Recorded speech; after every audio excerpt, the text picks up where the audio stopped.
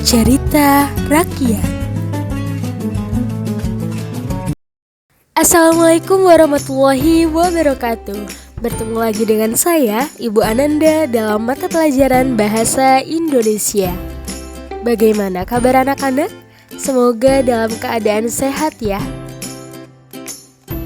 Sebelum memulai pembelajaran, seperti biasa mari kita mengucapkan jargon terlebih dahulu. Bahasa Indonesia, bahasamu, bahasaku, bahasa kita, aku cinta bahasa Indonesia. Luar biasa, semua sangat semangat ya. Nah, apakah kalian suka membaca cerita? Apakah pernah membaca cerita rakyat? Ibu yakin semua pasti pernah membaca cerita rakyat.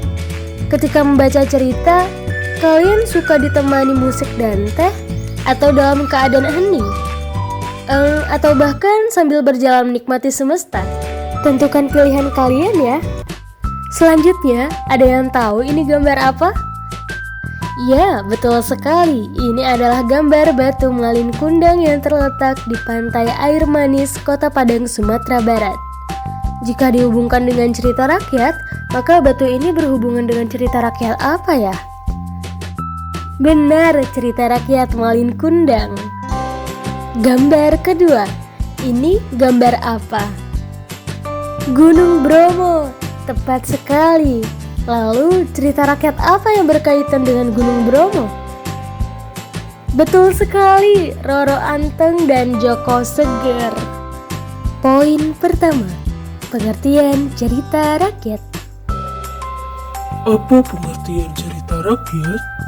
Cerita rakyat adalah karya sastra sejak zaman dahulu yang hidup di kalangan masyarakat setiap daerah yang diturunkan dari nenek moyang kita secara lisan ke lisan.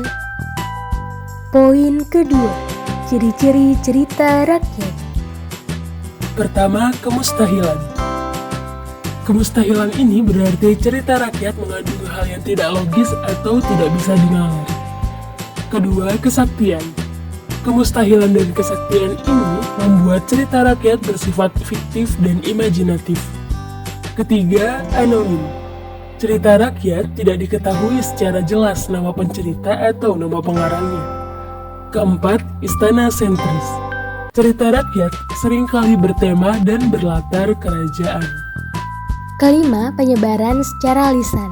Oleh karena itu, cerita rakyat ini termasuk dalam karya sastra lisan. Keenam, banyak versi dan variasinya. Dikarenakan cerita rakyat ini disebarkan secara lisan, maka cerita rakyat ini memiliki banyak versi dan variasi. Terakhir adalah tradisional, yaitu mempertahankan kebiasaan masyarakat pada zaman dahulu atau adat istiadat. Poin ketiga, jenis cerita rakyat. Yang pertama adalah mitos. Peristiwa dalam mitos ini dianggap benar-benar terjadi dan suci. Bersifat mistis, menceritakan terjadinya alam semesta, dan tokoh utamanya adalah dewa atau setengah makhluk dewa. Contoh, cerita Dewi Sri Padi atau sejarah padi. Yang kedua adalah legenda atau sagi. Dianggap benar-benar terjadi, namun tidak dianggap suci. Didasarkan pada historis yang ditambah imajinasi, umumnya menceritakan asal-usul terjadinya suatu tempat. Contohnya adalah legenda Danau Toba. Yang ketiga adalah dongeng. Dongeng dianggap tidak benar-benar terjadi. Bersifat fiktif dan imajinatif, dongeng menjadi sarana sebagai hiburan dan juga sebagai pendidikan. Contohnya adalah Si Kancil, Pinocchio, dan Bawang Merah Bawang Putih. Hayo, siapa yang sedang mengantuk? Yuk anak-anak, semangat lagi, karena akan ada kuis yang sangat menarik. Tulis jawaban kalian pada buku tugas.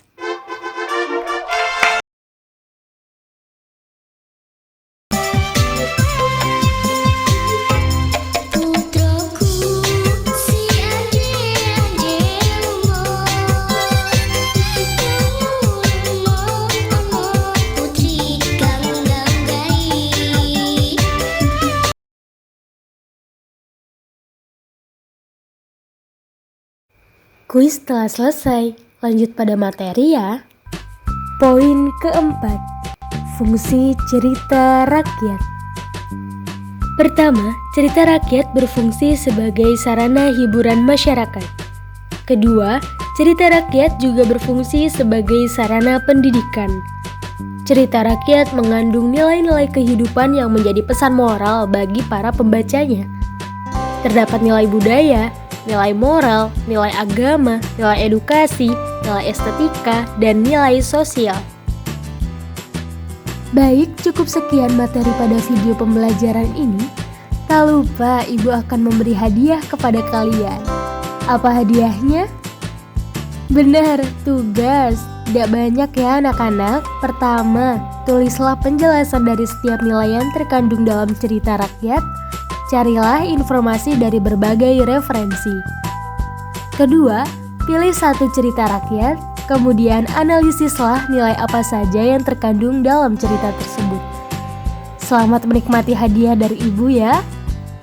Untuk pertemuan selanjutnya, kita akan belajar tentang unsur intrinsik cerita rakyat, gaya bahasa dalam cerita rakyat, perbedaan dan persamaan hikayat dengan cerita rakyat. Ibu harap semua dapat memahami materi pada video pembelajaran ini.